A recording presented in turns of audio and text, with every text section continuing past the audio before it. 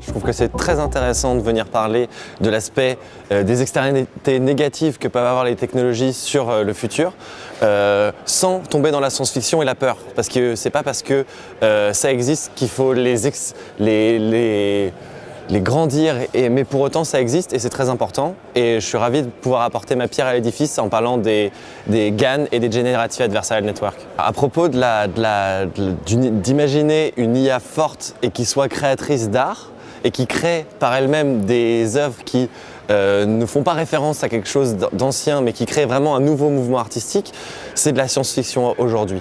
Je pense que c'est de la bonne science-fiction, je pense que c'est un débat très intéressant à savoir, mais je ne donnerai pas mon avis sur le fait que ça existe ou que ça n'existera pas. Peut-être que ça existera, peut-être que ça n'existera pas, j'en sais rien.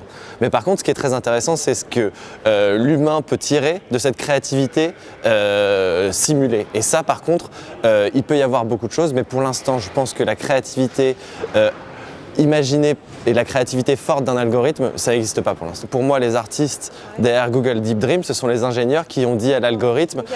Exactement. Et donc, se dire qu'un jour, une intelligence artificielle toute seule aura l'idée de faire quelque chose, déjà, c'est 100% science-fiction. Et donc, avant d'avoir l'idée de faire de l'art, je pense qu'elle voudra faire bien des choses plus intéressantes et plus pertinentes. Donc, à la question, est-ce qu'une intelligence artificielle pourra faire de l'art? Oui, mais elle aura essayé de détruire l'humanité, et donc ce sera Terminator. Et donc, c'est de la science-fiction, j'adore.